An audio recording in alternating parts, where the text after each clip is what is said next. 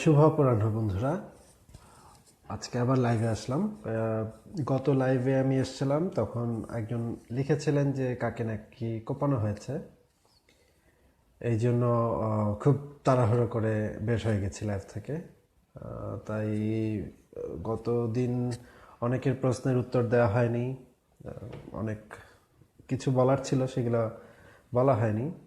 আচ্ছা, আজকে এমনিতেই আলাপ আলাপ করি। অনিমা লিখেছেন, ভাইয়া কেমন আছেন? ভালো আছি, আপনি কেমন আছেন? একজন লিখেছেন, সালাম ভাই। ওয়ালাইকুম সালাম, আপনার উপরে শান্তি বর্ষিত হোক। যদিও এটা একটা ইসলামিক টার্ম, আমি ইসলামে বিশ্বাসী না, কিন্তু আপনার উপর শান্তি বর্ষিত হোক এটা আমি কামনা করি। তবে এটা আমি কারো কাছে কামনা করি না, এটা আমি নিজেই নিজের কাছে কামনা করি যে আপনি যেন ভালো থাকেন। একজন লিখেছেন, বিবর্তন নিয়ে কিছু বলুন। বিবর্তন নিয়ে, আচ্ছা ঠিক আছে, বিবর্তন নিয়ে কিছু বলা যায়। বিবর্তন নিয়ে কি বলবো বলেন? বিবর্তন নিয়ে যে প্রচলিত কয়েকটি ভুল ধারণা আছে, সেই ভুল ধারণাগুলো সম্পর্কে আমি বলতে পারি।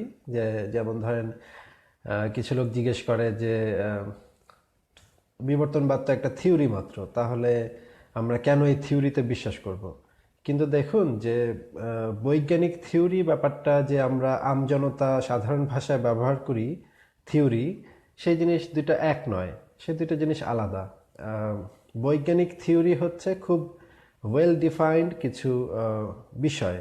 যেমন ধরেন, বৈজ্ঞানিক ফ্যাক্ট কাকে বলে, বৈজ্ঞানিক হাইপোথিসিস কাকে বলে, বৈজ্ঞানিক থিওরি কাকে বলে, বৈজ্ঞানিক ল কাকে বলে, এই জিনিসগুলো প্রত্যেকটা আলাদাভাবে ডিফাইন করা।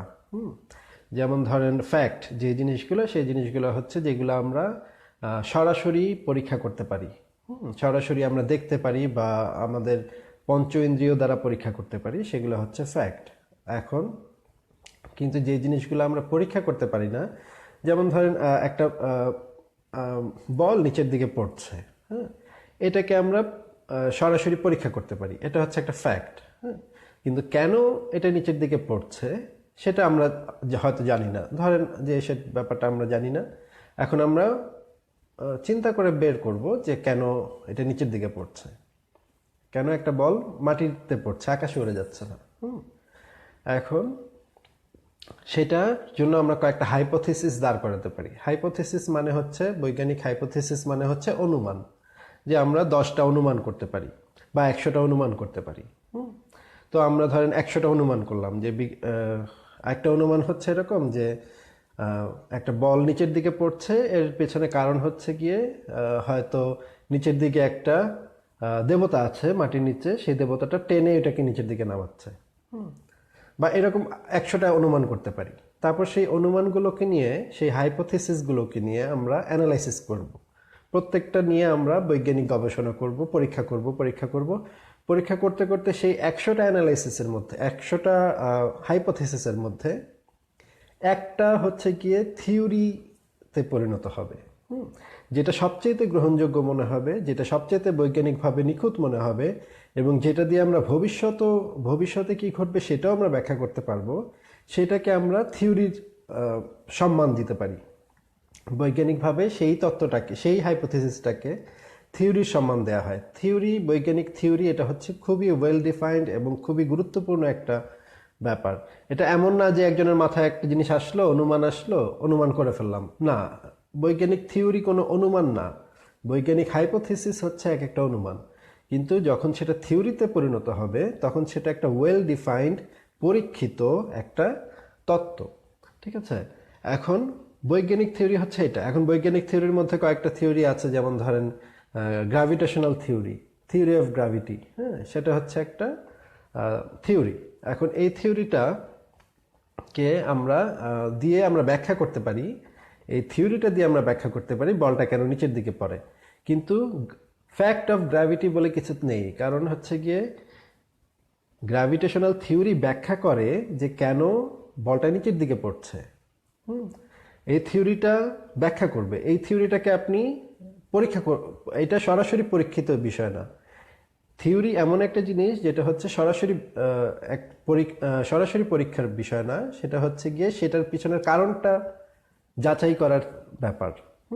ফ্যাক্ট হচ্ছে, বৈজ্ঞানিক ফ্যাক্ট হচ্ছে যেটা সরাসরি পরীক্ষা করা যায়, এবং থিওরি হচ্ছে সেটার পিছনের কারণটা ব্যাখ্যা করে। ঠিক আছে? এখন বিবর্তনবাদ, evolution theory, theory of evolution, এই জিনিসটা পুরোপুরি ব্যাখ্যা করে এটার পিছনের কারণগুলো। এবং ল কখন হয়, সেই জিনিসটা কখন লতে পরিণত হয়, ল বেশিরভাগ সময় হয় ম্যাথমেটিক্যাল।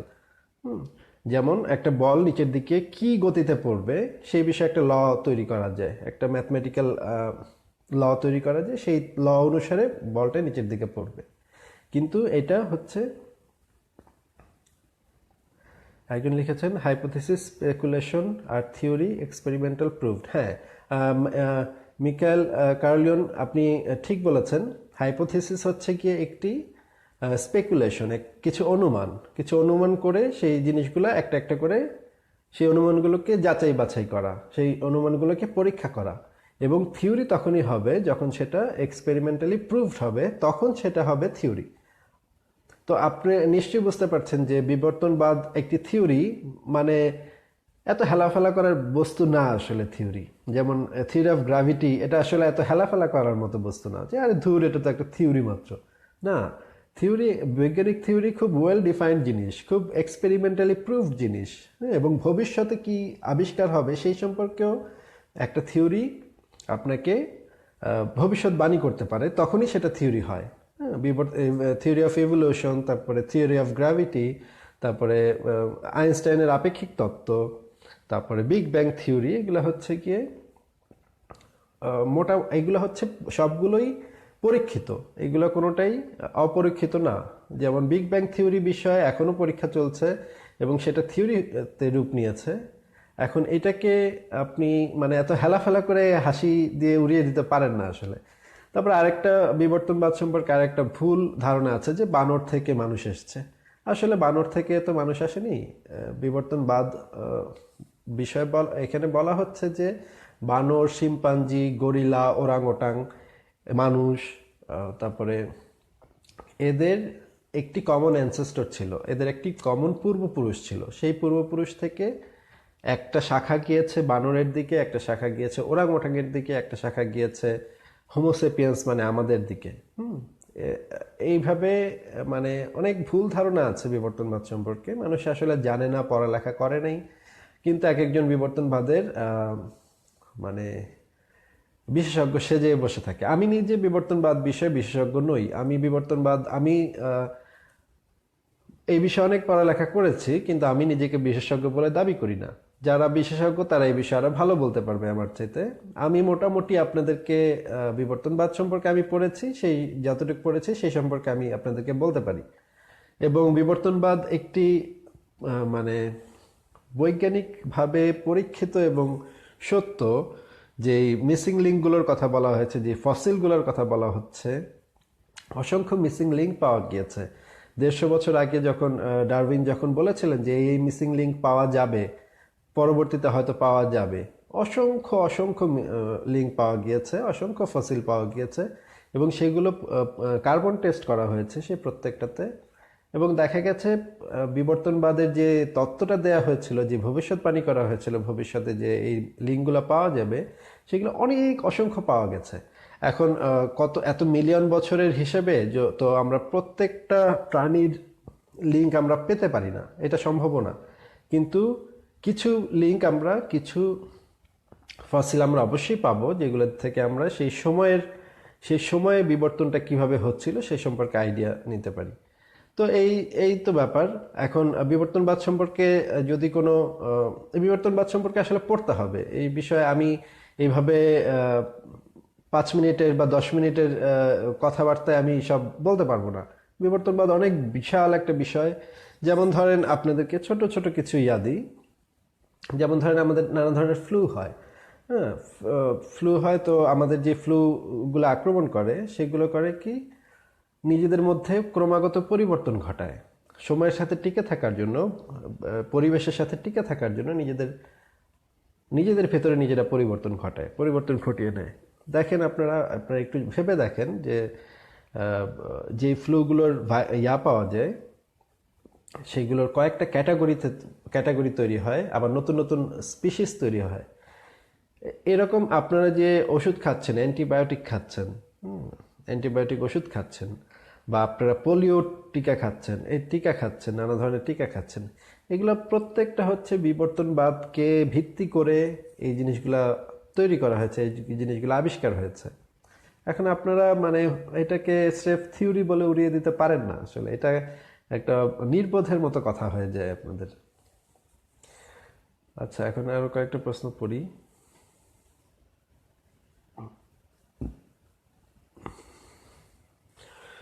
সায়েদ মাসুদ কবির লিখেছেন, ভাই ইউরোপে কি ইসলাম নিষিদ্ধের কোনো উপায় নেই? সব মসজিদ ও ইসলামী স্কুল কি বন্ধ করা যায় না? মুমিনদের না পোষালে নিজের দেশে ফিরে আসুক। না ভাই, ইউরোপে লিবারেল ডেমোক্রেসি চালু আছে এবং প্রত্যেকের বাক স্বাধীনতা এখানে সংরক্ষিত, প্রত্যেকের ধর্ম পালনের অধিকার এখানে সংরক্ষিত। এখানে কেউ আপনাকে আপনার ধর্মের জন্য আপনাকে কোনো রাষ্ট্রীয়ভাবে কোনো ধরনের হস্তক্ষেপ করতে পারবে না আপনার ধর্ম বিশ্বাসের উপরে। এটা এখানে আইন দ্বারা একদম জনগণের এই অধিকার সংরক্ষিত। পৃথিবীর কেউ আইন দ্বারা আপনাকে, আপনি মুসলমান হোক, হিন্দু হন, যাই হন, আইন দ্বারা আপনাকে কেউ কিছু বলতে পারবে না। কিন্তু আপনি যখনই আপনার ধর্ম বিশ্বাসের উপর ভিত্তি করে কোনো ধরনের জঙ্গি কর্মকাণ্ড চালাবেন, তখন আপনাকে ধরা হবে। যখন আপনি অন্য মানুষকে ঘৃণা করবেন, তখন আপনাকে ধরা হবে। আপনি যদি মনে করেন যে অন্য ধর্মের মানুষ নিকৃষ্ট, তখন আপনাকে গ্রেফতার করা হবে, তখন আপনার উপরে শাস্তিমূলক ব্যবস্থা নেওয়া হবে। আর আমি মনে করি মানুষের ধর্ম পালনের অধিকার থাকতে হবে। আমি মুসলমানদেরকেও ধর্ম পালনের অধিকারের পক্ষে, মানুষ ধর্ম পালন করবে, কিন্তু সেই ধর্ম বিশ্বাস নিয়ে যদি কেউ অন্যকে ঘৃণা করে, তখন সেখানে আমাদের বাধা দিতে হবে। সেটা হচ্ছে আইন। রাষ্ট্র মানুষের ধর্ম বিশ্বাসে নাক গলাক, এটা আমি চাই না, এটা আমি পছন্দ করি না। রাষ্ট্রের কাজ না সেটা। একটা ধর্মনিরপেক্ষ রাষ্ট্র মানুষের ধর্মবিশ্বাস বিষয়ে কোনো কথাই বলবে না, কোনো আলোচনাও করবে না, কোনো কথা বলবে না, যে যা যা ইচ্ছা তা পালন করুক। কিন্তু তখনই বাধা দিবে যখন কোনো জঙ্গি কার্যক্রম চালু করবে, বা অন্য মানুষকে ঘৃণা করবে, বা বিদ্বেষমূলক কথাবার্তা বলবে, তখন তাদেরকে ধরতে হবে। এখন একটা কাজ করা যায় যে বিভিন্ন ধর্মগ্রন্থের উপরে লিখে দেয়া যায় যে এই ধর্মগ্রন্থটা নিজ দায়িত্বে পড়বেন, একটা সংবিধিবদ্ধ সতর্কীকরণ। সিগারেটের প্যাকেটের উপরে যেরকম একটা সংবিধিবদ্ধ সতর্কীকরণ লেখা থাকে যে ধূমপান স্বাস্থ্যের জন্য ক্ষতিকর, ধূমপান ক্যান্সারের কারণ, সেরকম কোরআনের উপরে এবং অন্যান্য ধর্মগ্রন্থের উপরে লিখে দেওয়া উচিত যে সংবিধিবদ্ধ সতর্কীকরণ, কোরআন পড়া মানসিক স্বাস্থ্যের জন্য ক্ষতিকর, কোরআন পড়লে ইসলামী জঙ্গি হতে পারে, ইসলামী জঙ্গি তৈরি হওয়ার সম্ভাবনা আছে। বেশি বেশি কোরআন পড়লে, বেশি বেশি মানে সেইগুলাতে একেবারে দৃঢ়ভাবে বিশ্বাস করলে, সেইগুলাকে আক্ষরিকভাবে বিশ্বাস করলে জঙ্গি হওয়ার সম্ভাবনা বৃদ্ধি পায়। এটা লিখে দেওয়া যায়, কিন্তু আমি কাউকে কোনো বই পড়তে বাধা দিতে পারি না, বা রাষ্ট্র কাউকে কোনো ধর্মকে নিষিদ্ধ করতে পারে না। এটা ঠিক না।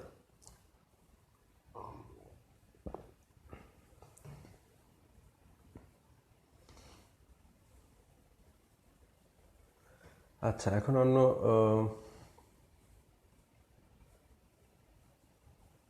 মন্তব্যগুলো পড়ি।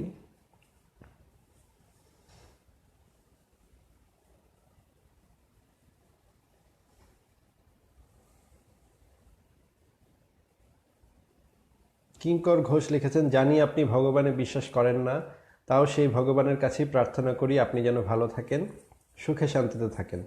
আচ্ছা ভাই, ধন্যবাদ, আপনার শুভকামনার জন্য ধন্যবাদ। তবে আমি মনে করি যে যদি ভগবান বা আল্লাহ বা ঈশ্বরেরা কেউ থেকে থাকে, তাহলে তারা আমাকে অনেক ঠাডা ফেলতো, আমার মাথায় ঠাডা ফেলতে ফেলতে আমাকে মেরে ফেলতো।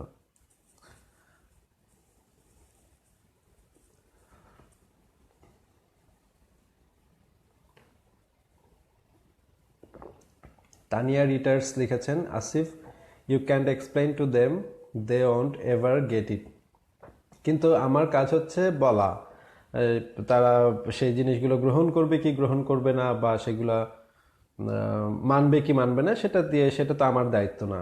আমার কাজ হচ্ছে সেগুলা বলা। আমার কথাগুলো আপনারা যাচাই করতে পারেন, আপনারা বিভিন্ন বৈজ্ঞানিক জার্নাল পড়তে পারেন, বিভিন্ন অথেন্টিক সোর্স থেকে সেগুলো যাচাই করতে পারেন আমি যেগুলো বলছি কি সেগুলো সত্যি নাকি ভুল। এরপরে আপনারা নিজেরা ডিসিশন নেবেন। আমি কখনোই বলি না যে আমার কথাটাই সঠিক বা আমার কথাটা সঠিক। আপনারা নিজেরা মাথা খাটিয়ে আপনারা যাচাই করবেন। আমি যা বলছি প্রত্যেকটা কথা যাচাই করবেন। আমি যদি ভুল বলে থাকি আমাকে কঠোর সমালোচনা করবেন, আমাকে সমালোচনা করে আমাকে ধুলায় মিশিয়ে দিবেন, তাতে আমি বিন্দুমাত্র আপত্তি করব না। আমি বরঞ্চ খুশি হব যদি আমার কথাকে ভুল প্রমাণ করতে পারেন। তাহলে আমি বরঞ্চ আপনাদেরকে অ্যাপ্রিসিয়েট করব যে এই লোকটা আমার একটা সঠিক সমালোচনা করেছেন, আমি তাকে সম্মান জানাবো। কিন্তু আপনারা যদি গালিগালাজ করেন তাহলে তো সেটাতে সম্মান, মানে কেউ যদি গালিগালাজ করে তাহলে তো সেটাতে আমি সম্মান জানাতে পারি না। কিন্তু আমার কথা যদি ভুল প্রমাণ করতে পারেন তাহলে আমি আপনাদেরকে সম্মানের সাথে আমি আমার পরাজয় মেনে নিব এবং আমি নিজেকে শুধরে নেব। কোনো মানুষই ভুল ত্রুটির ঊর্ধ্বে না। আমি চাই আপনারা আমার লেখা পড়েন, লেখা পড়ে সেগুলো যাচাই করেন, যাচাই করে নিজেদের মস্তিষ্ক ব্যবহার করেন, নিজেদের মস্তিষ্ক ব্যবহার করে সিদ্ধান্তে আসেন যে আমি যেটা বলছি সেটা ভুল নাকি সঠিক। এরপরে আপনারা নিজেরা সিদ্ধান্ত নিয়ে আমাকে আমার মতামত মেনে নিন বা সেটার সমালোচনা করেন। সমালোচনা করলে আপনাদেরকে স্বাগতম, মেনে নিলে আপনাদেরকে স্বাগতম, মেনে না নিলেও আপনাদেরকে স্বাগতম। আমি তাতে বিন্দুমাত্র আপত্তি করব না। কিন্তু অন্তত আপনারা সেগুলো যাচাই করে দেখেন। আমি শুধু এটুকুই বলবো যে আপনারা আমার কথাগুলো, রেফারেন্সগুলো যাচাই করে দেখেন সেগুলো ঠিক আছে কিনা। ভুল হলে তো সমালোচনা করার রাস্তা তো খোলাই আছে। আমি তো আমার প্রোফাইল খুলে রেখেছি, যে কেউ আমার প্রোফাইলে এসে লিখতে পারে।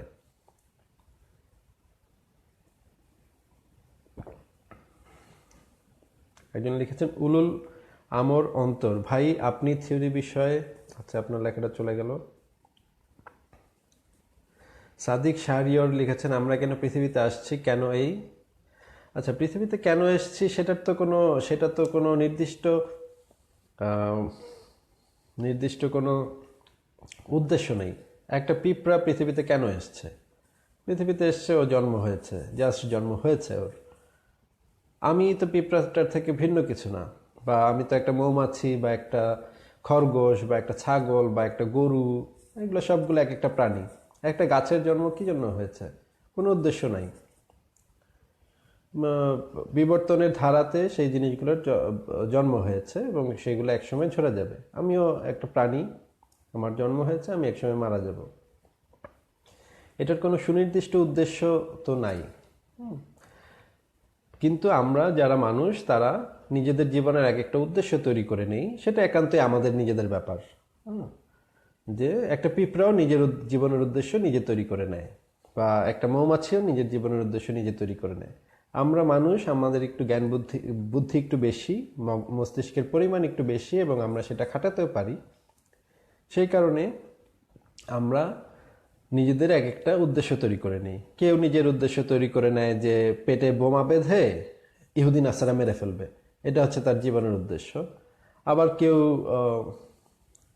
কেউ কেউ জীবনের উদ্দেশ্য হিসেবে তৈরি করে, যেমন ধরেন আরুজ আলী মাতুব্বর জীবনের উদ্দেশ্য নিজে তৈরি করেছিলেন যে মানুষকে জ্ঞান বিতরণ করবেন বা জ্ঞান চর্চা করবেন। আমার জীবনের উদ্দেশ্য হচ্ছে আমি জ্ঞান চর্চা করব, অনেক কিছু জানবো, অনেক কিছু বুঝবো। পৃথিবীতে মানুষের যে জ্ঞান সেটাকে এগিয়ে নিয়ে যাব। সেটা যদি আমি করতে পারি তাহলে আমি নিজেকে সার্থক মনে করব। আর যদি করতে না পারি তাহলেও তেমন কিছু যাবে আসবে না, একসময় মারা যাব। কিন্তু চেষ্টা করব অনেক কিছু জানার, অনেক কিছু বোঝার। এই তো আমার জীবনের উদ্দেশ্য এটা। এখন আপনি আপনার জীবনের উদ্দেশ্য নিজে নির্ধারণ করে নিতে পারেন। আপনি সারা জীবন জায়নামাজে মাথা ঠুকতে পারেন, অথবা আপনি কোনো বৈজ্ঞানিক গবেষণা করতে পারেন। বৈজ্ঞানিক গবেষণা করলে আমি আপনাকে অ্যাপ্রিসিয়েট করব, কিন্তু সারা জীবন জায়নামাজে মাথা ঠুকলে আমি ভাববো যে আপনার জীবনটা আসলে অর্থহীন কিছু কাজ করে কেটে গেল। কিছুই মানে মানব জাতির তাতে কোনো উন্নতি হলো না। আপনার পরবর্তী প্রজন্মের জন্য আপনি কিছুই রেখে গেলেন না।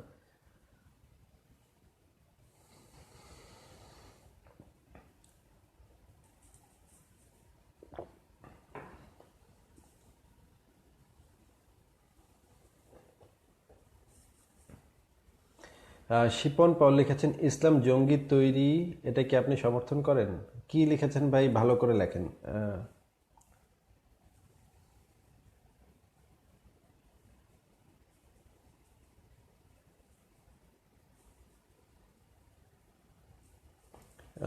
সাইরুল আমিন লিখেছেন, আপনার কথা শুনে কেউ কি নাস্তিক হয়েছে?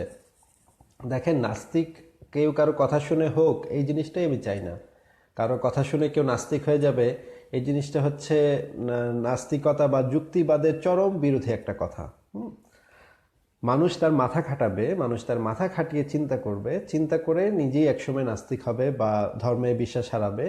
এই জিনিসগুলো হচ্ছে খুব স্বাভাবিক ব্যাপার। কেউ কারো কথা শুনে নাস্তিক হবে এইটা হচ্ছে আহ, মানে আমাদের যে মুক্ত চিন্তার একেবারে ঘোরতর, এটাকে আমরা ঘোরতর অপরাধ বলে মনে করব। আমি ব্যক্তিগতভাবে এটাকে ঘোরতর অপরাধ বলে মনে করব। নাস্তিকতা কোনো ধর্ম প্রচার না যে রাস্তায় দাঁড়িয়ে ইসলাম শ্রেষ্ঠ বললো আর একজনে সেই কথা শুনে মুসলমান হয়ে গেল। নাস্তিকতা ব্যাপারটা সেটা না। নাস্তিকতা হচ্ছে নিজের মগজকে খাটানো। আমার কথা শুনে একজন নাস্তিক হয়ে যাবে যদি এরকম কেউ বলে আমাকে, তাহলে তো আমি তার গালে দুইটা টাস টাস করে থাপ্পড় দিব, বলবো যে আমার কথা শুনেই তুমি কেন নাস্তিক হলা? তুমি কি নিজের মগজ খাটিয়ে দেখেছো? তুমি কি নিজের বুদ্ধি ব্যবহার করে যাচাই করে দেখেছো? আর যদি নিজের বুদ্ধি বিবেক ব্যবহার করে যাচাই করে দেখতে পারো, তাহলে তুমি তোমার বুদ্ধির কাছে কৃতজ্ঞ থাকবে। তুমি যে বুদ্ধি ব্যবহার করে সেই ব্যাপারটা ধরতে পেরেছো, সেই ব্যাপারটা চিন্তা করতে পেরেছো, এটা হচ্ছে তোমার জন্য ভালো ব্যাপার। কিন্তু আমার কথা শুনে যদি কেউ নাস্তিক হয়, এই কথা যদি কেউ বলে, আমাকে অনেকে লিখেছে যে ভাই আপনার কথা শুনে আমি নাস্তিক হয়েছি, এই কথা আমার ফেসবুকে ইনবক্সে ভর্তি। কিন্তু তাদেরকে আমি একটাই উত্তর দিয়েছি, আপনারা নিজেরা নিজেদের মগজ খাটিয়ে চিন্তা করবেন। কারো কথা শুনে নাস্তিক হবেন, এটা তো নাস্তিকতাবাদের ঘোরতর অপমান। হুম এখানে তো কোনো পীর ফকির নেই বা নবী পয়গম্বর নেই যে নবী পয়গম্বর এসে বলবে আসো নাস্তিকতার পথে, তারপরে এক বেটা সে কথা শুনে অন্ধের মতো ভেড়ার মতো তার পিছনে পিছনে গিয়ে নাস্তিক হয়ে যাবে। নাস্তিকতা এটা না।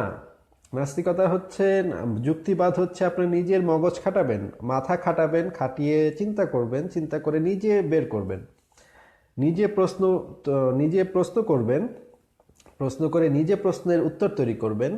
সেগুলো যদি ভুল হয় সেগুলো আবার যাচাই করবেন, আবার যাচাই বাছাই করতে করতে পড়ালেখা করতে করতে একসময় মানুষ নাস্তিক হয়ে যাবে। সব মানুষ এভাবেই নাস্তিক, বেশিরভাগ মানুষ এভাবেই নাস্তিক হয়। যারা কিনা কারো কথা শুনে, কারো লেকচার শুনে বা কারো বই পড়ে নাস্তিক হয়, তারা মোটেও, তাদেরকে আমি মোটেও নাস্তিক বলে মনে করি না। তারা কিছুদিন এসছে, কিছু লোকজন এরকম, তারা আবার ঝরেও যাবে, তাদেরকে আমি গণ্য করি না। ঠিক আছে। উলুল আমর অন্তর লিখেছে, নাস্তিক্য.com পরে একটা জিনিসই জেনেছি, নাস্তিক্য মানে ইসলাম বিদ্বেষিতা।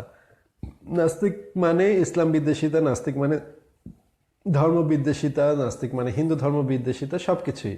কিন্তু এই প্রশ্নটার উত্তর আমি লিখে রেখেছি সেখানে, যে বাংলাদেশের বাংলা ভাষাভাষী বেশিরভাগ মানুষ যেহেতু ইসলাম ধর্ম পালন করে, এবং আমি নিজেও যেহেতু একটা মুসলিম পরিবারে জন্মগ্রহণ করে বড় হয়ে সেই বিষয়ের সাথে যুদ্ধ করে করে আমি এই পর্যন্ত এসেছি, সেহেতু আমি ইসলাম বিষয়ে বেশি লিখি। কারণ আমি যদি একটা হিন্দু পরিবারে জন্মগ্রহণ করে এই পর্যন্ত আসতাম, নাস্তিক হতাম, তাহলে আমি হিন্দু ধর্ম নিয়ে বেশি লিখতাম। যেমন ধরেন রিচার্ড ডকিন্স বেশিরভাগ সময় খ্রিস্টান ধর্মকে আক্রমণ করে, বা ক্রিস্টোফার হিচেন্স বেশিরভাগ সময় খ্রিস্টান ধর্মকে আক্রমণ করেছিলেন। আমি সেরকম ইসলাম ধর্মকে বেশি আক্রমণ করি, কারণ হচ্ছে আমি একটা মুসলিম পরিবারে জন্মেছি এবং আমার আশেপাশে দেখেছি যে ইসলামের মৌলবাদ আমি বেশি দেখেছি। এটা তো খুব স্বাভাবিক ব্যাপার। বিভিন্ন দেশে যারা নাস্তিক আছেন তারা সেই দেশের এবং সেই সমাজের ধর্মবিশ্বাসকে আক্রমণ করেছেন। সাইফুল ইসলাম রাসেল লিখেছেন, গ্লাসে কি? গ্লাসে কফি, একদম কফি। দেখেন,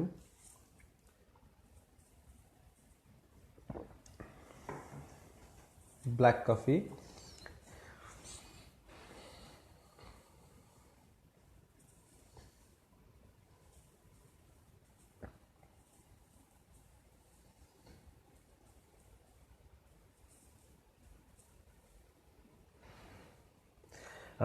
এরভিন রোমেন লিখেছেন, ভাই নাস্তিক্য.com-এ আপনার দিবি হাজতে থাকাকালীন অভিজ্ঞতা পড়লাম, জেলখানার অভিজ্ঞতাগুলো যদি একটু শেয়ার করতেন। হ্যাঁ, লিখছি, সেগুলো লিখছি আস্তে আস্তে, একটা একটা করে লিখছি। আমি আস্তে আস্তে আরও লিখব।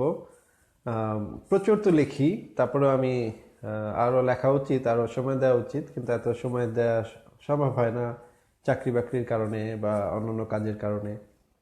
যেহেতু একটা ওয়েবসাইট তৈরি করতে পেরেছি অনেকদিন, এই ওয়েবসাইটটা অভাব বোধ করেছি, একটা ওয়েবসাইট যেখানে আমার সব লেখাগুলো থাকবে এবং যেখানে নাস্তিক্যবাদের অনেক লেখাপত্র থাকবে, একটা ডেটাবেজের মতো। সেটা তৈরি করতে পেরেছি আশা করি, এবং সেই সাইটটা খুবই স্পিডি একটা সাইট হয়েছে এবং শক্তিশালী সাইট হয়েছে বলে আমার মনে হয়। এটা মানে টেকনিক্যালি সাউন্ড একটা সাইট হয়েছে, ওয়েবসাইট হয়েছে। এখন আস্তে আস্তে সেটাকে সেখানে লেখা দিতে থাকবো এবং অন্যরাও লেখা দিতে পারবেন। আপনারাও যদি লেখেন তাহলে আপনারাও দেবেন, সেখানেও লেখা পাঠাবেন, আমি সেগুলো ছাপবো।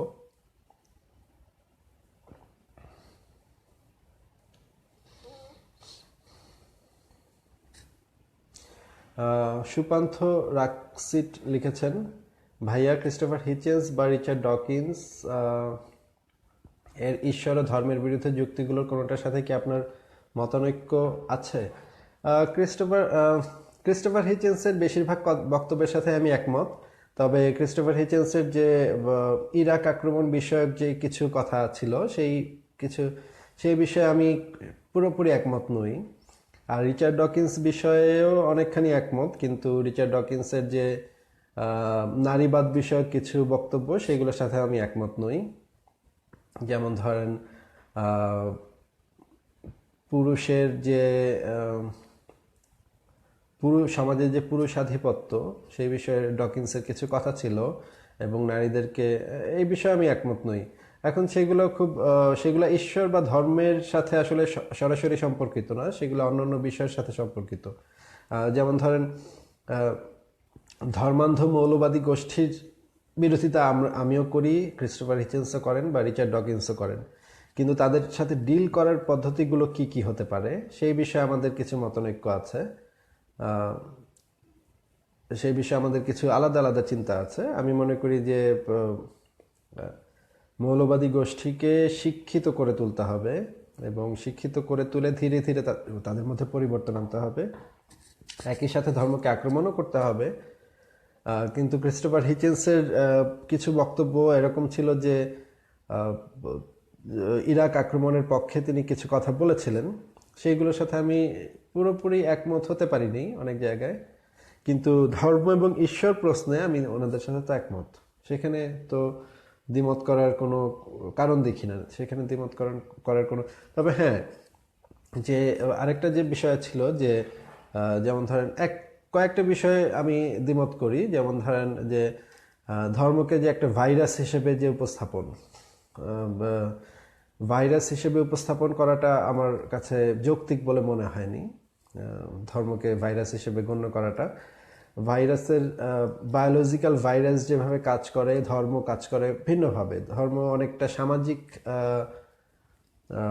সমাজবিজ্ঞান দিয়ে এটাকে ডিফাইন করতে হবে। এটাকে বায়োলজিক্যাল ভাইরাসের মতো ডিফাইন করলে সেটা আমার মনে হয় একটা ভুল পদ্ধতি হবে। যেমন স্যাম হ্যারিস এবং রিচার্ড ডকিন্স যেই কথাটা বলেছেন যে ভাইরাস অফ ফেইথ, সেই বিষয়ে আমার অনেকখানি দ্বিমত আছে, সেই বিষয়ে আমি অনেকখানি দ্বিমত করি। কিন্তু ধর্ম এবং ঈশ্বর বিষয়ক অন্যান্য বেশিরভাগ বিষয়ে আমি ওনাদের সাথে একমত।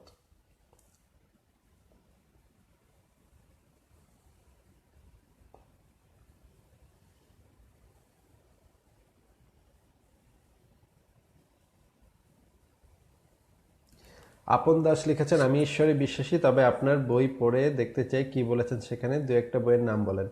ভাইয়া আমার সব লেখা না, অনেকগুলো লেখা আমি আমার ওয়েবসাইটে দিয়ে রেখেছি, সেখানে ঢুকে আপনি একটা একটা করে পড়লে আপনি পাবেন সব একদম বিনামূল্যে আপনার জন্য রেডি করে রেখে দিয়েছি আমার ওয়েবসাইটে। ঢুকুন এবং পড়ুন, আপনার এক পয়সা খরচ করতে হবে না, শুধু কয়েক কিলোবাইট খরচ করতে হবে। তারপরে যদি আপনি ফেসবুক অ্যাপস দিয়ে ঢোকেন তাহলে আরও একদমই কোনো অতিরিক্ত ডেটা ছাড়াই আপনি পড়তে পারবেন। জয় চৌধুরী লিখেছেন, কোরআন বিজ্ঞানসম্মত হলে কেন মুসলিমদের মধ্যে কেন বিজ্ঞানের উল্লেখযোগ্য আবিষ্কারক নেই, কেন প্রযুক্তি ও চিকিৎসা বিজ্ঞানের থিওরি কোরআনের মধ্যে নেই? এই জিনিসটা, হ্যাঁ, আপনি খুবই চমৎকার মন্তব্য করেছেন। আধুনিক যুগে মুসলমানদের মধ্যে জ্ঞান বিজ্ঞান খুবই কম, এবং এই কারণে তাদের মধ্যে নোবেল পুরস্কারের সংখ্যা খুবই কম। একজন পেয়েছিলেন ডক্টর আব্দুল সালাম, উনি পেয়েছিলেন পদার্থবিজ্ঞানের নোবেল পুরস্কার, কিন্তু উনি ছিলেন আবার আহমদিয়া সম্প্রদায়ের। সেই কারণে ওনাকে অন্য মুসলমানরা মুসলিম বলেই গণ্য করেন না। কিন্তু একটা সময় ছিল যখন মুসলিমদের মধ্যে জ্ঞান বিজ্ঞানের ভালো একটা প্রতিযোগিতা ছিল এবং ভালো একটা চল ছিল। কিন্তু সেই সময় যেই জ্ঞানী ব্যক্তিদের কথা বলা হয়, যাদেরকে এখন মুসলিম দার্শনিক বা মুসলিম বিজ্ঞানী হিসেবে দাবি করা হয়, তারা প্রত্যেকেই, মানে একদম প্রত্যেকে না, দুঃখিত, তাদের মধ্যে বেশিরভাগই একেবারে ধর্মে অবিশ্বাসী ছিলেন। এবং এমনকি তাদের মধ্যে অনেকে সরাসরি ধর্মের সমালোচনা করেছেন, মোহাম্মদকে ভণ্ড নবী বলেও দাবি করেছেন। যেমন আল রাজির কথা আপনারা পড়ুন। আল রাজি একজন প্রখ্যাত, তাকে দাবি করা হয় যে সে একজন প্রখ্যাত ইসলামী চিন্তাবিদ, ইসলামী দার্শনিক, ইসলামী বিজ্ঞানী ইত্যাদি ইত্যাদি অনেক কিছু দাবি করা হয়। কিন্তু তার একদম পরিষ্কারভাবে তিনি লিখে গেছেন যে মোহাম্মদ একটা ভণ্ড নবী এবং এই সমস্ত ভণ্ডামি করে টোরে এই সমস্ত করেছে, সে এই সমস্ত বানিয়েছে। তার বইও আছে, ভণ্ড নবীর প্রত্যাদেশ এই নামে বইও আছে তার। এখন তাকে এখন মুসলমানরা দাবি করে সে নাকি ইসলামী চিন্তাবিদ। এর চেয়ে হাস্যকর আর কি হতে পারে বলেন? আরো অনেক আল রাজিকে সেই সময় অনেক নির্যাতন করা হয়েছিল। এরকম অনেক যেই সো কল্ড ইসলামী চিন্তাবিদ, এদেরকে সেই সময় মোল্লারা অনেক নির্যাতন করেছিল এই ধরনের কথা বলার কারণে। গোপাল পাল লিখেছেন, বাক স্বাধীনতার কি সীমা থাকতে পারে? সরকারি গোপন তথ্য কি বাক স্বাধীনতার আওতায় আনা যায়? আমি মনে করি বাক স্বাধীনতার কোনো সীমা থাকতে পারে না। সরকারি গোপন তথ্য সেগুলোও প্রকাশ করা উচিত, কারণ সেগুলো জনগণের জানা উচিত। যেমন ধরেন উইকিলিক্স যে কাজটা করছে, যে আমেরিকার কিছু গোপন নথিপত্র তারা প্রকাশ করে দিচ্ছে, আমি মনে করি তার উইকিলিক্স খুব ভালো কাজ করছে। জনগণের জানা উচিত যে তাদের ট্যাক্সের টাকা কোথায় কিভাবে ব্যবহার হচ্ছে, সরকার সেই কি কি গোপন কাজ করছে সেই ট্যাক্সের টাকা দিয়ে। সরকারের সেই রকমের জবাবদিহিতা থাকা উচিত মানুষের কাছে। কবির আল হুমায়ুন লিখেছেন, বিবর্তনবাদ তো পরিত্যক্ত হয়েছে। ভাই, এর চেয়ে হাস্যকর কথা আপনার কথা। আমি ইউরোপ আমেরিকার অনেক দেশে ঘুরেছি, অনেক বড় বড় বিজ্ঞানীর সাথে আমার আলাপ হয়েছে। আপনি যদি আমার কথা বিশ্বাস না হয়, আমার প্রোফাইলটা একটু ঘেটে দেখবেন কোন কোন বিজ্ঞানীর সাথে আমি কথা বলেছি, কোন কোন দার্শনিক, কোন কোন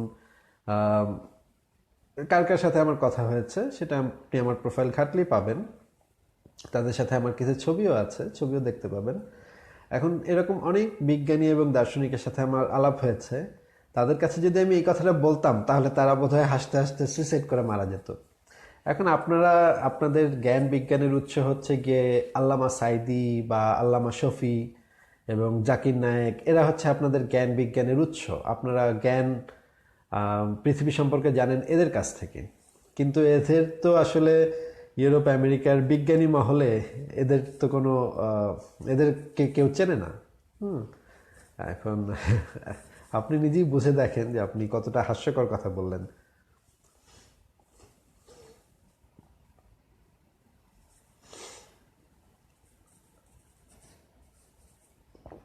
তপন কুমার লিখেছেন, নিজের বিশ্বাস নিজের কাছে রেখে সেটাকে পালন করে কি শ্রেয় নয়?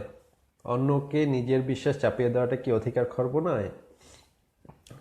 হ্যাঁ, নিজের বিশ্বাস নিজের কাছে রেখে সেটাকে পালন করা অবশ্যই শ্রেয়, কিন্তু সেই বিশ্বাস যদি ক্ষতিকর হয়, সেটা যদি আপনি নিজের মধ্যেও পালন করেন, ধরেন আপনি নিজের মধ্যে একটা বিশ্বাস পালন করছেন যে আপনি হয়তো হিন্দু, আপনি ভাবছেন যে অহিন্দু যারাই আছে তারাই হচ্ছে নিকৃষ্ট, তারা হচ্ছে ঘৃণ্য, তারা হচ্ছে পাপী। এটা যদি আপনি নিজের কাছে নিজে পালন করেন, তাহলে সেটা ক্ষতিকর। আপনি যদি মনে মনে ঘৃণা করেন অন্যকে, সেটাও ক্ষতিকর। এবং সেটাকেও যাচাই করে আমি দেখব যে আপনার বিশ্বাসটা ক্ষতিকর নাকি ভালো। এখন যদি আপনার বিশ্বাসটা ভালো হয় তাহলে তো ভালো হলো, কিন্তু ক্ষতিকর হলে আমি সেটা সমালোচনা করব এবং আমার সমালোচনাও আপনার শুনতে হবে।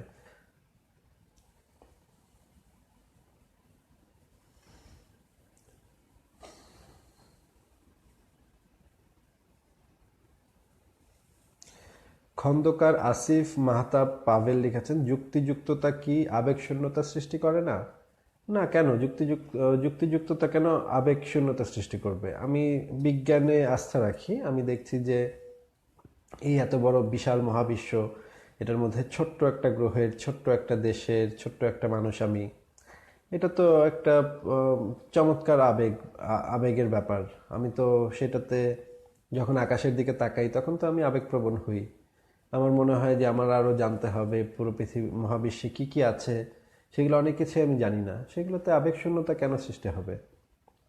তবে আপনি যেটা বলছেন সেটা বোধহয় বিজ্ঞানের ব্যাপার না, সেটা হচ্ছে প্রযুক্তির ব্যাপার। অতিরিক্ত প্রযুক্তি নির্ভরশীলতা সম্ভবত আবেগহীনতা তৈরি করতে পারে। তবে বিজ্ঞান এবং প্রযুক্তি দুটো আলাদা ব্যাপার। বিজ্ঞান এবং প্রযুক্তি এক জিনিস না। জীবনানন্দ জীবনানন্দ দাশের কিছু কবিতা আছে এ বিষয়ে। তিনি নিজেও একটা বইতে লিখেছিলেন যে বিজ্ঞান আমাদের আহ, জীবনকে ক্রমশ আবেগশূন্য করে ফেলছে কিনা। জীবন দাসের একটা বই ছিল, সেটার ভিতরে আমি পড়েছিলাম। বিজ্ঞান, কিন্তু বিজ্ঞান আর প্রযুক্তি তো আলাদা বিষয়। বিজ্ঞান মানুষের জানার আগ্রহ, বিজ্ঞান মানুষের কৌতূহল, মানুষের প্রশ্ন, সেই জিনিসগুলো আবেগ শূন্যতা কেন সৃষ্টি করবে? প্রযুক্তি হয়তো আবেগ শূন্যতা সৃষ্টি করতে পারে কোনো কোনো ক্ষেত্রে, এটার সাথে আমি একমত। কিন্তু বিজ্ঞান মানুষকে আবেগ শূন্য করে বলে আমি মনে করি না। আমি যখন একটা জিনিস জানি তখন আমার আরো ভালো লাগে। যেমন ধরেন, এই যে কয়েকদিন আগে লিখলাম যে ছোটবেলা আমি বৈশাখী মেলায় টিনের নৌকো কিনতাম। টিনের একটা নৌকো কিনতাম, সেই নৌকাটা ভিতরে তেল দিলে, আগুন জ্বালিয়ে দিলে সেটা কটকট কটকট করে চলতো। তো আমার খুব ভালো লাগতো সেই জিনিসটা দেখে, এবং আমার জানার আগ্রহ ছিল যে এটা কেন হয়, কিভাবে হয়, এটার পিছনের কারণটা কি, বিজ্ঞানটা কি এটার পিছনের।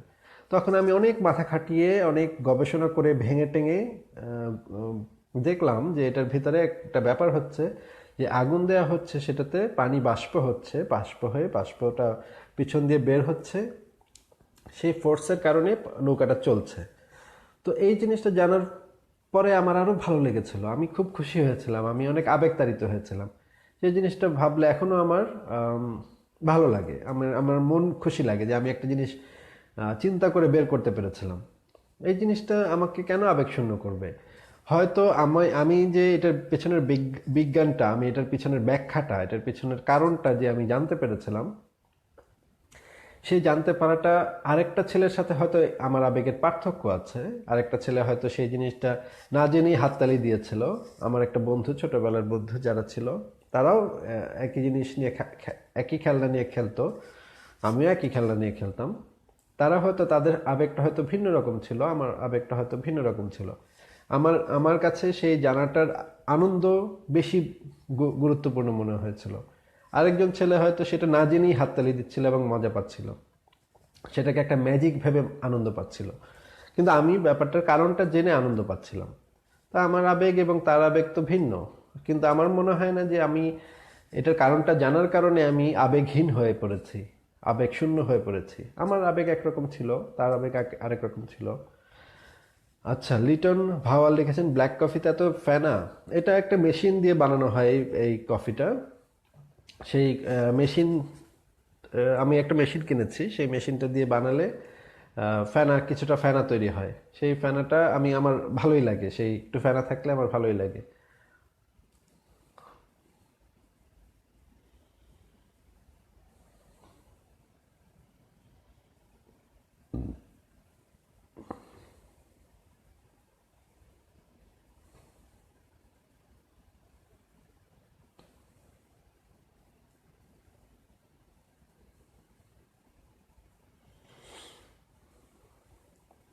শাখাওয়াত সজীব লিখেছেন, আসিফ ভাই আমরা কি কোনো বই আশা করতে পারি আপনার থেকে? দেখেন ভাই, বই ছাপানো অনেক সমস্যার ব্যাপার। এখন বই ছাপাতে গেলে কোক আমার যে প্রকাশক থাকবে তারও কোক খাওয়ার সম্ভাবনা বেড়ে যাবে। কেউ তো এই সাহস করবে না। এখন কে আমার বই ছাপাবে? আপনি দেখেন, খুঁজে বের করেন। আমার বই ছাপানোর সাহস করাটা একটু অনেক বড় সাহসের দরকার আছে। অনেকের বই বের করতে পারবে, কিন্তু আমার বই, আমার নাম শুনলেই অনেক প্রকাশক প্রকাশক মানে ভয় পেয়ে যায়, ভীষণ ভয় পেয়ে যায়।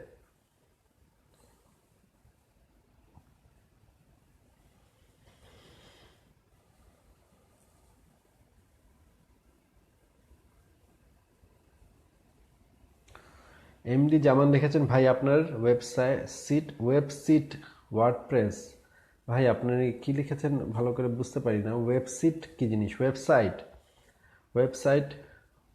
ওয়ার্ডপ্রেস না, ওয়ার্ডপ্রেস। আপনি যা লিখেছেন তার মধ্যে প্রত্যেকটা বানানই ভুল। আপনি যদি শুদ্ধ বানানে লিখতে পারতেন তাহলে ভালো হতো। আমার ওয়েবসাইটটা, হ্যাঁ আমার ওয়েবসাইটটা ওয়ার্ডপ্রেস।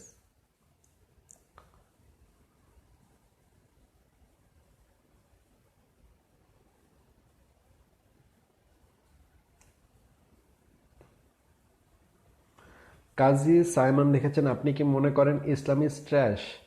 না, ইসলাম যে একেবারে ট্র্যাশ তা তো না, সেটা তো আমি মনে করি না। একটা কিছু সময়ে ইসলামের গুরুত্ব ছিল, অতীতে কিছু সময়। যেমন ধরেন ভারতবর্ষে বর্ণবাদ প্রথা ছিল, সেই সময় যখন ইসলামের যে সুফিবাদীরা, যেই বা পীর সাহেবরা, নানা ধরনের পীর সাহেবরা যেই ইসলাম এই দেশে নিয়ে এসেছিলেন, সেটা অনেকখানি পারস্য দেশ থেকে এসে আফগানিস্তান হয়ে পাকিস্তান হয়ে তো এই অঞ্চলে প্রবেশ করেছিল।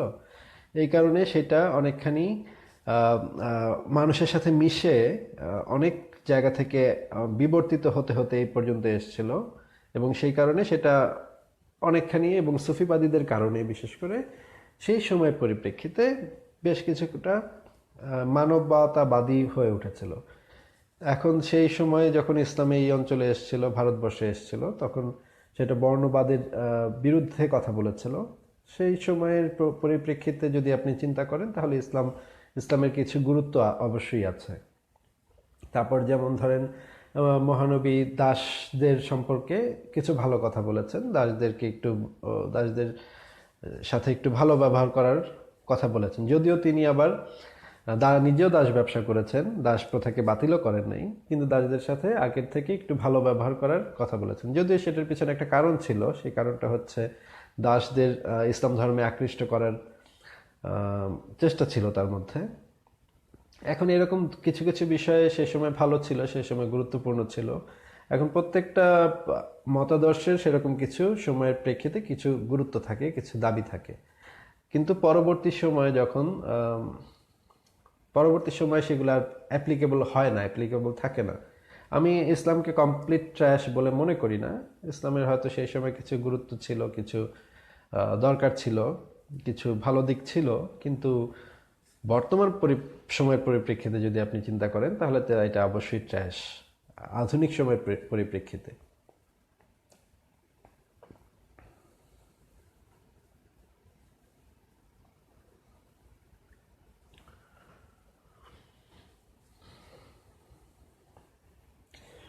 উলুল আমর অন্তর লিখেছেন, ধর্ম বিষয়ে বিস্তারিত জানার জন্য কি কি বই বা কোন কোন রাইটারের বই পড়লে বেশি জানা যাবে? মানে শুরুটা কিভাবে করব?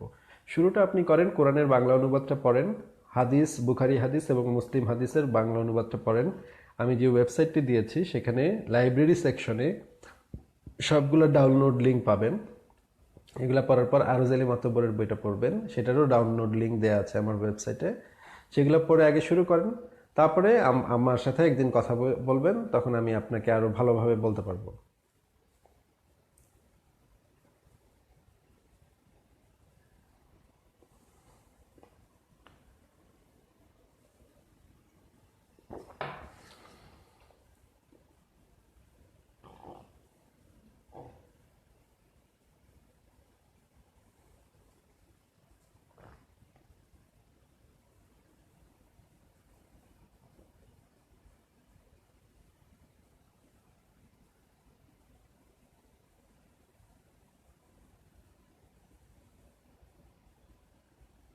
আচ্ছা, আর তেমন কোনো প্রশ্ন দেখতে পাচ্ছি না।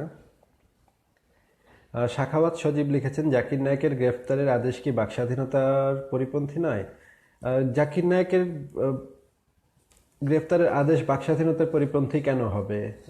সে যদি, যে জাকাতের টাকা তাকে দেয়া হয়েছিল দরিদ্র মুসলিমদের সাহায্য করার জন্য, সেই জাকাতের টাকা যদি তিনি পিস টিভির উন্নয়নে কাজে লাগান বা নিজের পকেটে ঢুকান, তাহলে তাকে তো, তার বিরুদ্ধে অবশ্যই মামলা হওয়া উচিত এবং দুর্নীতির দায়ে মামলা হওয়া উচিত। এরকম ইসলামের যে প্রখ্যাত ব্যক্তিবর্গ, তাদের প্রত্যেকের বিরুদ্ধে এই ধরনের দুর্নীতির মামলা আছে। যেমন ধরেন আহ, মাওলানা মওদুদি, বিশাল, মানে আধুনিক সময়ে ইসলামের সবচেয়ে গুরুত্বপূর্ণ ব্যক্তি। সেই আধুনিক সময়ের আধুনিক ইসলামের অন্যতম মুখপাত্র। এই ইমাম গাজ্জালির পরে যে ইসলামের যে ব্যাখ্যা দিয়েছে, তাদের মধ্যে সবচেয়ে প্রভাবশালী হচ্ছে মাওলানা মওদুদি। মাওলানা মওদুদির বিরুদ্ধে মামলা হয়েছিল, কাদিয়ানি হত্যা করেছিল, আহমদিয়া কাদিয়ানি হত্যা করেছিল, হত্যা করার উস্কানি দিয়েছিল মাওলানা মওদুদি। এবং সেই সময় 10 লক্ষ আহমদিয়া হত্যা করা হয়েছিল পাকিস্তানে। এবং তার কারণে তার তার বিরুদ্ধে বিচার হয়েছিল এবং তাকে শাস্তিও দেওয়া হয়েছিল। এখন সেটা তো বাকস্বাধীনতার মধ্যে পড়ে না। আপনি যদি কাউকে হত্যার হুমকি দেন বা কাউকে কারো বিরুদ্ধে সচেতনভাবে ঘৃণা প্রকাশ করেন, যেমন ধরেন মাওলানা মওদুদি যেই কাজটা করেছিল, সেই কাজটা তো আহমদিয়াদের হত্যা করতে উস্কানি দিয়েছিল, সেটা তো বাকস্বাধীনতার পরিপন্থী হয়নি।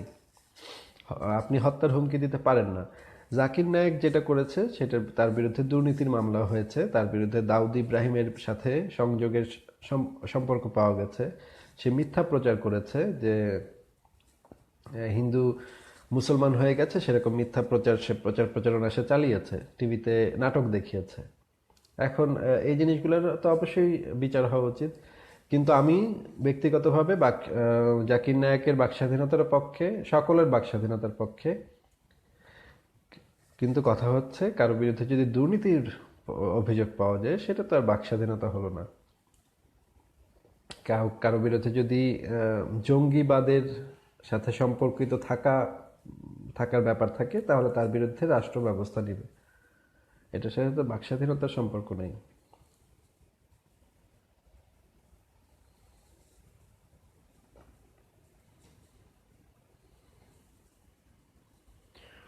উরকেল স্টিভ লিখেছেন, অ্যাথিস্টরা কি থিস্টদেরকে ঘৃণা করে? না, আমি এমন কোনো অ্যাথিস্ট এখন পর্যন্ত চিনি না যারা থিস্টদের ঘৃণা করে। তারা যেটা ঘৃণা করে সেটা হচ্ছে মতাদর্শকে ঘৃণা করে। যেই মতাদর্শ মানুষের মধ্যে বিভেদ সৃষ্টি করে, সেই মতাদর্শকে ঘৃণা করে। মিশেল কার্লিয়ন লিখেছেন, বিগ ব্যাং জাতীয় সমস্ত বিজ্ঞান যদি কোরআনের মধ্যে থাকে তাহলে সবসময় বৈজ্ঞানিক আবিষ্কারের পরে কেন সেটা কোরআনে খুঁজে পাওয়া যায়, আগে কেন নয়? সেটা তো আমাদের সবার প্রশ্ন, যে শুধুমাত্র বিজ্ঞানের আবিষ্কার করার পরেই মুসলমানরা বুঝতে পারে যে এটা কোরআনের মধ্যে লেখা ছিল। সানিউর রহমানের বর্তমান কার্যকলাপ নিয়ে আপনার অভিমত কি? সানিউর রহমানের বর্তমান কার্যক্রম নিয়ে আমার কোনো অভিমত নেই, অতীত কার্যক্রম নিয়ে আমার কোনো অভিমত নেই। এ সমস্ত 2 পয়সার লোকজনকে এত আপনারা নিয়ে মাথায় কেন নাচেন, সেটাই তো আমি বুঝি না।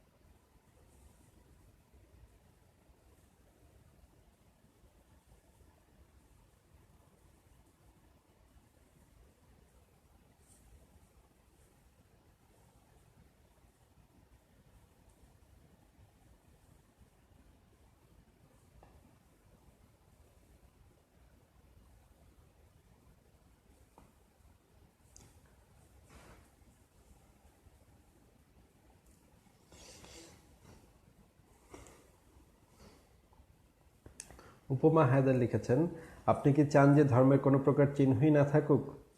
এটার কি কোনো প্রয়োজন নেই? আমি তো দেখি এটি মানুষকে সাইকোলজিক্যাল সাপোর্টও দেয় মাঝে মাঝে। ধর্ম মানুষকে সাইকোলজিক্যাল সাপোর্ট যেটা দেয়, সে যেটার কথা আপনি বলছেন, যে ধর্ম পালন করলে একসময় মানুষ ঈশ্বরের কথা ভাবলে মানুষ একটু শান্তির অনুভূতি পায়। কিন্তু একই অনুভূতি তো গাঁজা থেকেও মানুষ পায়, তাই না? মদ খেলেও তো মানুষ একটু শান্তির অনুভূতি পায়। কিন্তু গাঁজা বা মদের তো শারীরিক সমস্যা তৈরি করতে পারে। এখন আপনি যেরকম গাঁজা বা মদে শান্তি খুঁজে পেতে পারেন, একজন ব্যক্তি এটাও বলতে পারে যে গাঁজা বা মদে ক্ষতিকর বিষয় আছে যেগুলো আপনার শরীরের জন্য ভবিষ্যতে ক্ষতি হতে পারে। এখন ধর্মের সেই ক্ষতিটা কি? ধর্মের ক্ষতিটা হচ্ছে অতিরিক্ত ধর্ম পালন মানুষের মধ্যে ভিন্ন ধর্মের মানুষকে ঘৃণা করার যে ব্যাপার সেটা তৈরি করতে পারে। এখন এবং জঙ্গিবাদেও সে যুক্ত হতে পারে একটা সময়। এই যে যেই সমস্ত জঙ্গি ধরা পড়ছে বা যেই সমস্ত জঙ্গি মারা যাচ্ছে, প্রত্যেকটা লোকের জীবন যদি আপনি অ্যানালাইসিস করেন, দেখবেন যে তারা একটা সময় ধর্মে খুব বেশি অনুপ্রাণিত হয়ে গিয়েছিল। সেই শান্তিটা বেশি বেশি শান্তি খুঁজত ধর্মের মধ্যে, অতিরিক্ত শান্তি তারা খোঁজার চেষ্টা করত।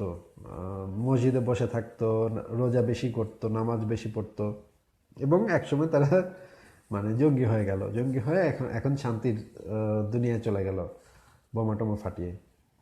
এখন এই শান্তি কতটুকু গাজার শান্তি, কতটুকু মদের শান্তি? মদ খেয়েও মানুষ একটু শান্তি পেতে পারে, আমি তাতে আপত্তির কিছু দেখি না। গাঁজা খেয়েও মানুষ শান্তি পেতে পারে, ধর্মেও মানুষ শান্তি পেতে পারে। কিন্তু যখন আমি ধরেন একজন গাঁজা খায়, আরেকজনকেও বললো যে তোমারও গাঁজা খেয়ে দেখা উচিত, গাঁজা খেলে অনেক শান্তি পাবা, এখন এই প্রচারটার তো দরকার নেই। বা একজন যদি গাঁজা খায়, সে যদি বলে যারা গাঁজা খায় না তারা নিকৃষ্ট প্রাণী, তাদেরকে ঘৃণা করতে হবে, তখন তো এই জিনিসগুলো সমাজে সমস্যার সৃষ্টি করে, তাই না?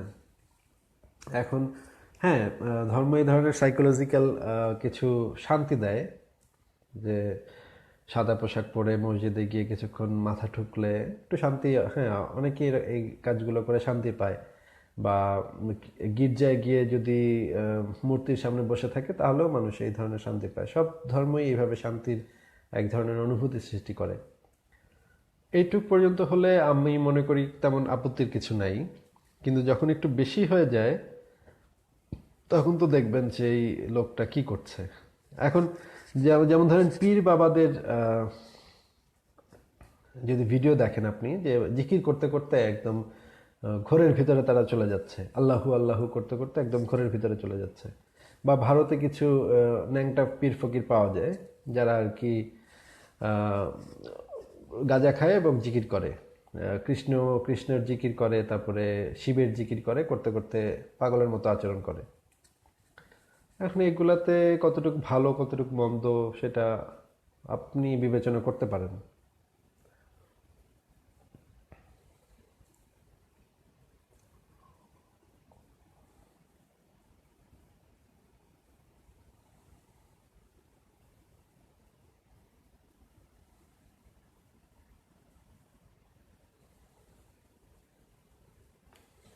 ফয়সাল ইস্পাহানি কমল লিখেছেন, আমার অনুপস্থিতিতে আমার 2 ছেলের মুসলমানি রক্ষায় খতনা যে কেউ করে দিলে আমি কি কোনো আইনি ব্যবস্থা নিতে পারবো? ভাই, এই বিষয়টা আমার জানা নেই ভাই। আপনার ছেলেদেরকে কেউ মুসলমানি করিয়ে দিলে তার বিরুদ্ধে আইনি ব্যবস্থা নিতে পারবেন কিনা আমার এই বিষয়ে আইডিয়া নেই।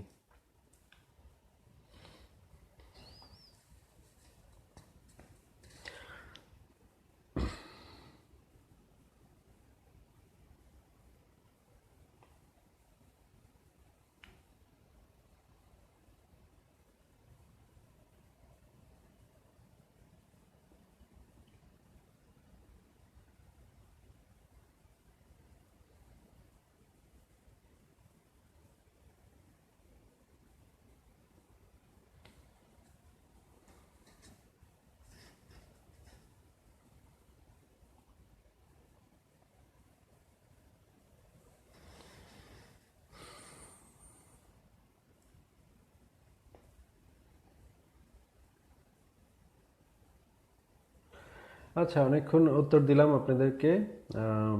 আর মনে হয় একজন লিখেছেন সিগারেট ছাড়তে পেরেছেন?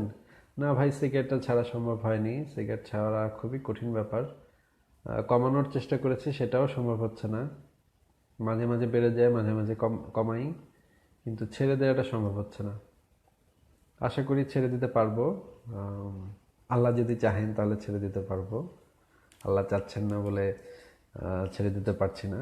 এই ব্যাপারটা হচ্ছে যে মানুষ যেই কাজটা নিজেই করতে চায় না সেই কথাটা আল্লাহর উপর দিয়ে চাপিয়ে দেয়।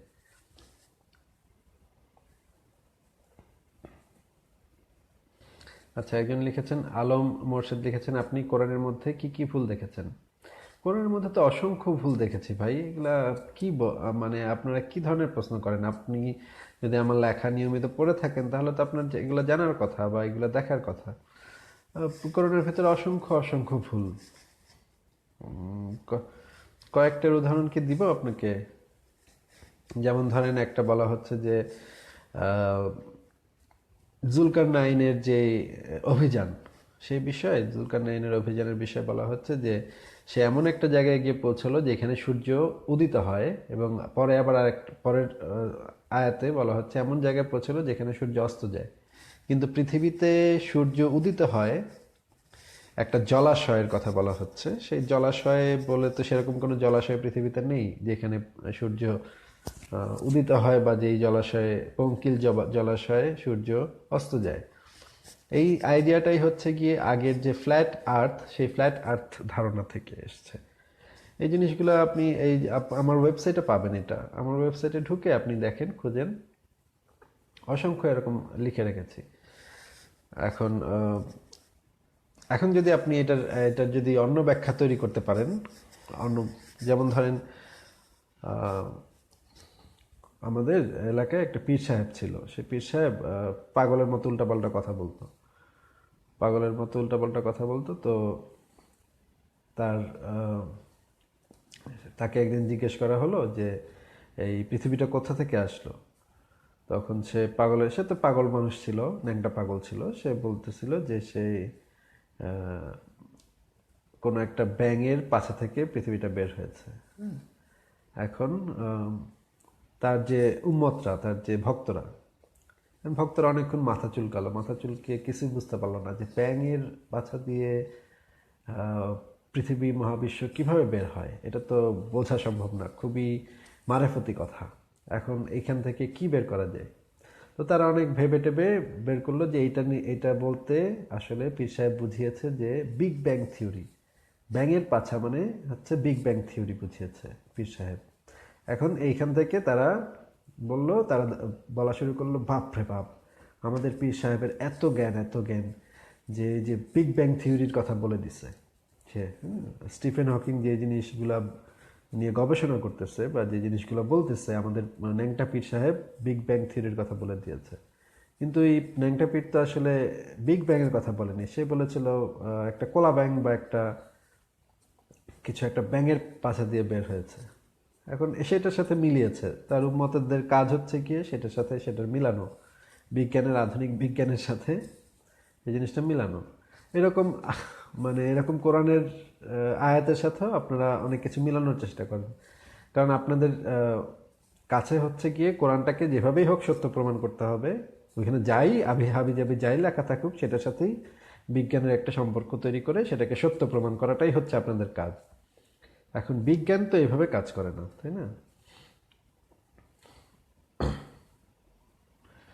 আলম মোর্শেদ লিখেছেন, পৃথিবীর ওজন কত বলুন তো? পৃথিবীর তো ভাই কোনো ওজন নাই। এগুলো কি প্রশ্ন? পৃথিবীর ওজন কিভাবে থাকবে? ভর আর ওজন কাকে বলে সেই দুইটা জিনিস একটু শিখে আসবেন। হ্যাঁ, বেকুবের মতো প্রশ্ন করেন। আচ্ছা, যাই হোক, অনেক প্রশ্নের উত্তর দিলাম। ভালো থাকবেন সবাই।